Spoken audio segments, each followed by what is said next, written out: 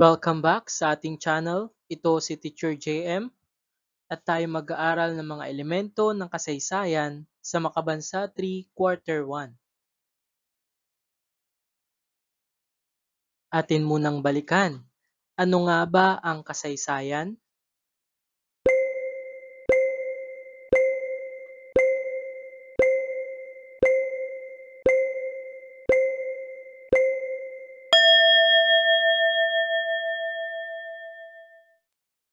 Tama, ang kasaysayan ay ang mga pag-aaral at pagtala ng mga nakaraan na pangyayari. Bakit ito mahalaga ang pag-aralan?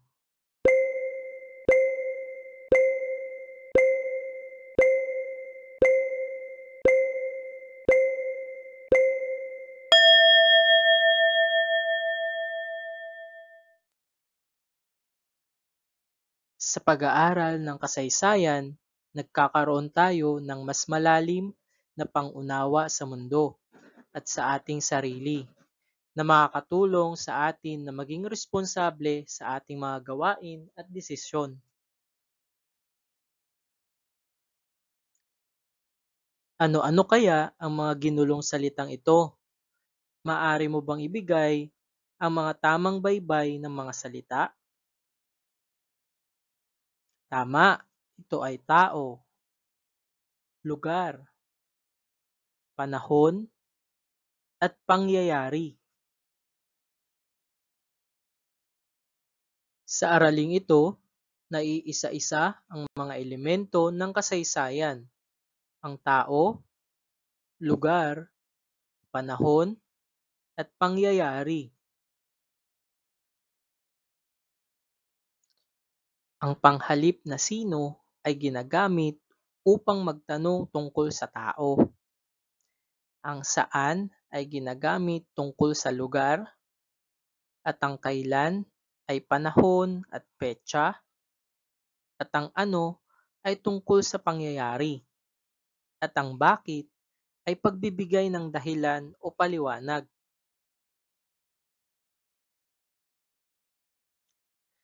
Ang elemento ng kasaysayan ay karaniwang tumutukoy sa mga pangunahing bahagi na ginagamit ng mga historiador upang suriin at bigyang kahulugan ang mga nakaraang pangyayari. Ang mga elementong ito ay tumutulong sa pagsusuri at pag-unawa sa nakaraang sa isang organisado at makabuluhang paraan. Ito ang Aguinaldo Shrine. Ang Aguinaldo Shrine o dambana ni General Emilio Aguinaldo ay isang makasaysayang puok sa Kawit, Cavite, kung saan idiniklara ni General Emilio Aguinaldo ang kalayaan ng Pilipinas noong Hunyo 12, 1898. Sa balkonahe ng bahay na ito, unang iwinagayway ang watawat ng Pilipinas at narinig tugtugin ang lupang hinirang. Ngayon, ang dambana na isang museo na bukas sa publiko upang sariwain ang mahalagang bahagi ng kasaysayan ng bansa. Atin munang sagutin. Una, saan matatagpuan ang Aguinaldo Shrine?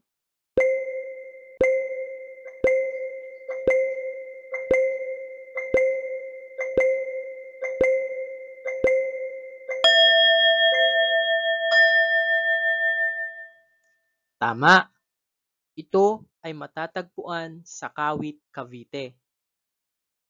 Pangalawang tanong, sino ang nagdeklara sa kalayaan ng Pilipinas?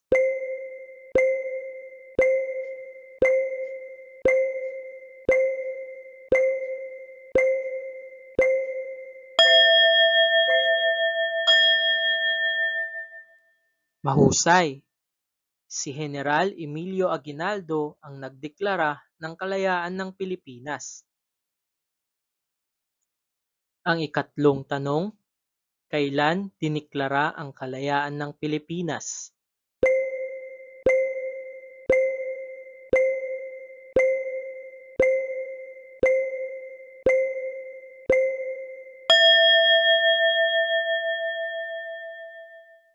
Tama, ito ay diniklara noong Hunyo 12, 1898. Pang-apat, ano ang naganap sa Aguinaldo Shrine?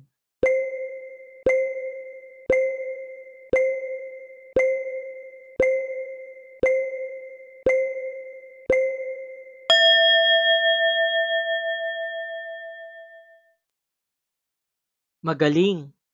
Dito idiniklara ang kalayaan ng Pilipinas mula sa Espanya noong Hunyo 12, 1898. Panglima, bakit bukas sa publiko ang Aguinaldo Shrine?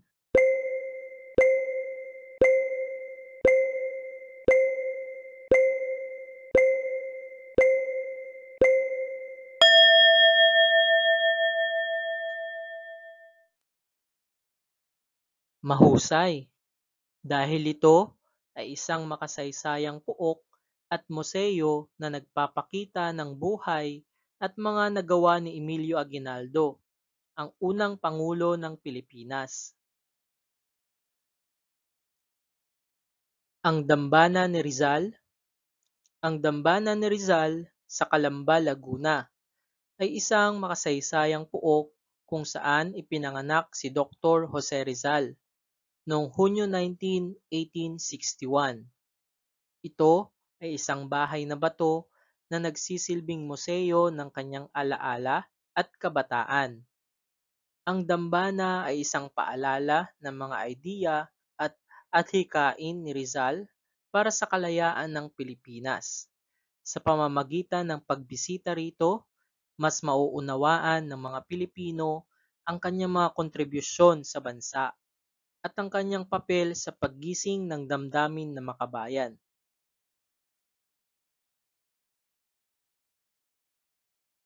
Sagutin muna natin ang ilan sa katanungan. Ano ang pamagat ng talata?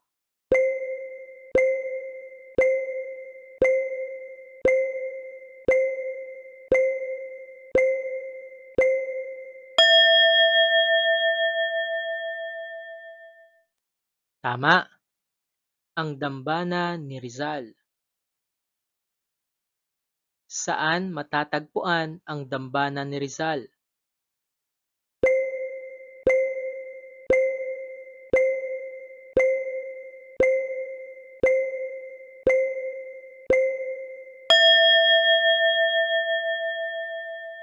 Mahusay, ito ay matatagpuan sa Calamba, Laguna. Sino ang ipinanganak sa makasaysayang puok na ito?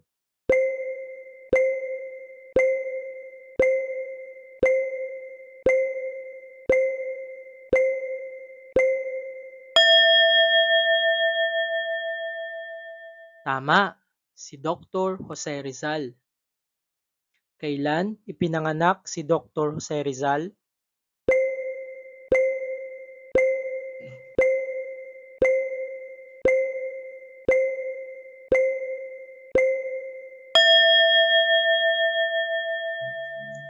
Magaling! Siya ay pinanganak noong Hunyo 19, 1861. Bakit mahalaga ang dambana ni Rizal?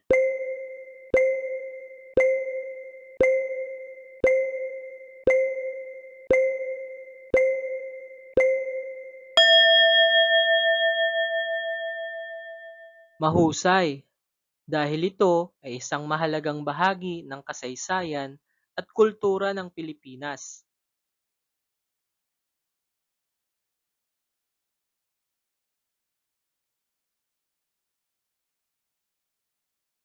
Buuin muna natin ang analohiya gamit ang graphic organizer sa ibaba sa pamamagitan ng mga salitang nasa kahon.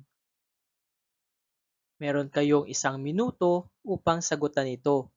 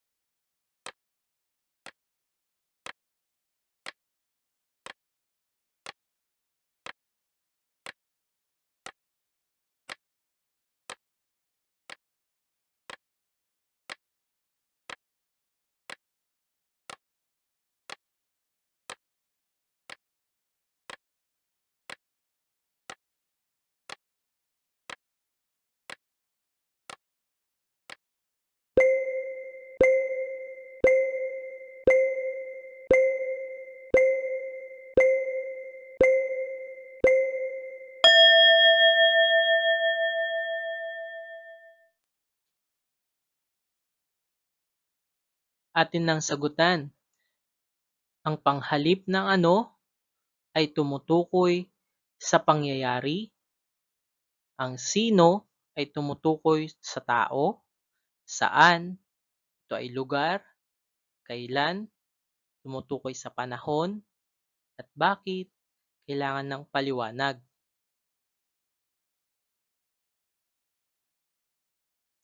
Ano-anong elemento ng kasaysayan ang ginagamit ninyo upang suriin at bigyang kahulugan ang mga nakaraang pangyayari?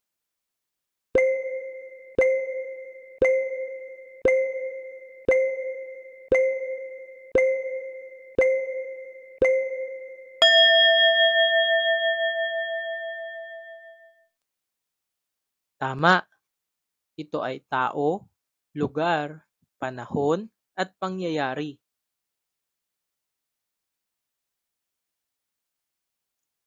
Kapag may nakita kayong monumento o bantayog sa inyong kinabibilangang pook, ano ang dapat ninyong gawin?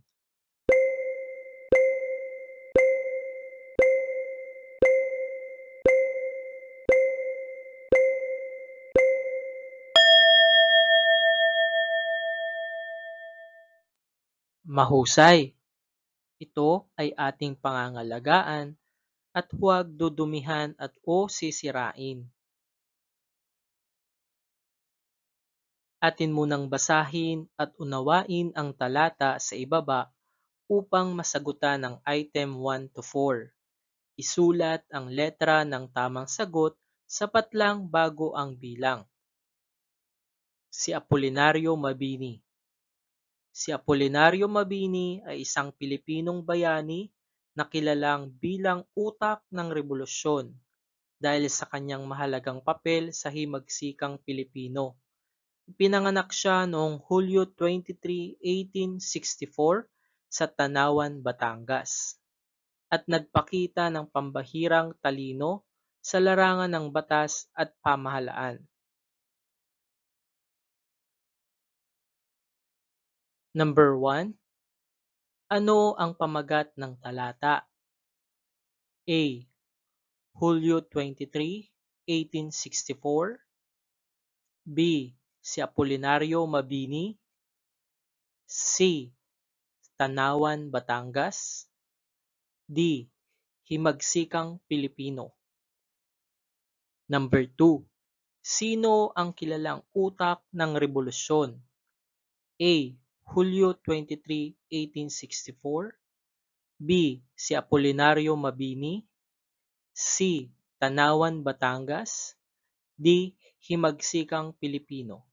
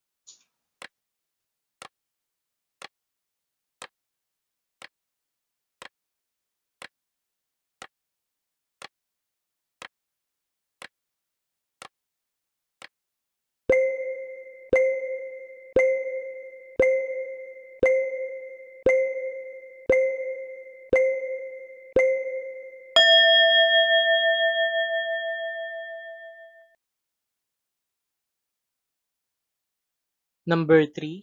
Saan ipinanganak si Apolinario Mabini? A. Hulyo 23, 1864. B. Bacoor, Cavite. C. Tanawan, Batangas. D. Himagsikang Pilipino. 4. Kailan ipinanganak si Apolinario Mabini? A. Hulyo 23, 1864. B. Bacoor, Cavite. C. Tanawan, Batangas. D. Himagsikang Pilipino.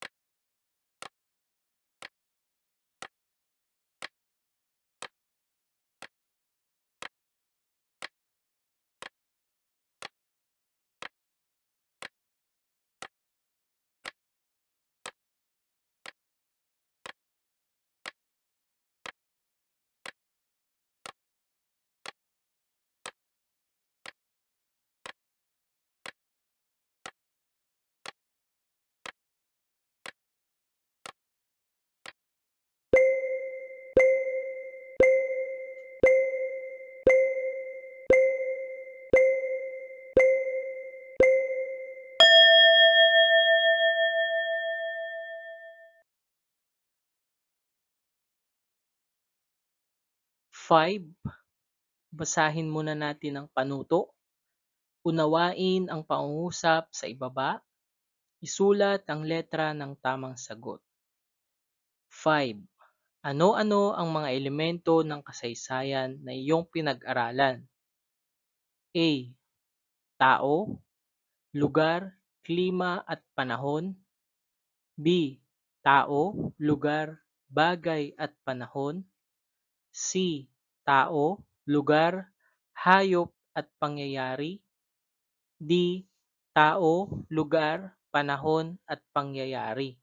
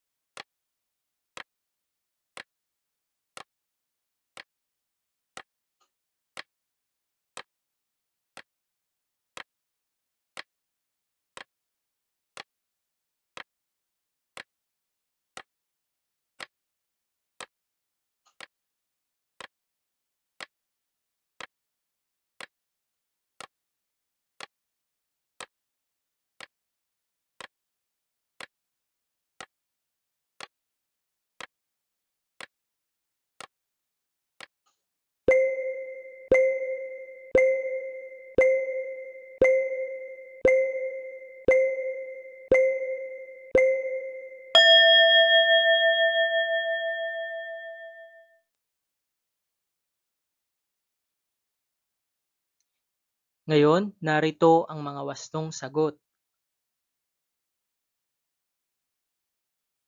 Number 1, ang wastong sagot ay letrang B, si Apolinario Mabini. Number 2, letrang B, si Apolinario Mabini, ang utak ng rebolusyon.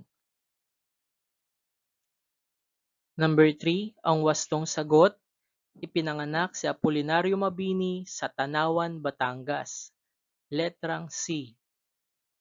Pang-apat, pinanganak si Apolinario noong Hulyo 23, 1861.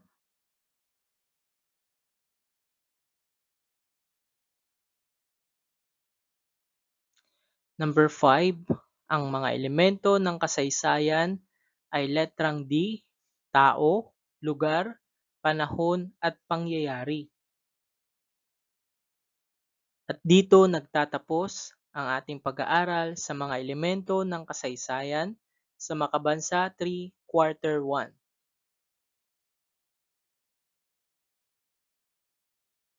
Maraming salamat sa inyong pakikinig. Sana ay marami kayong natutunan sa araling ito. Muli, ako si Teacher JM at huwag kakalimutang mag-subscribe sa ating YouTube channel, like, comment and share, and click the notification bell for more videos.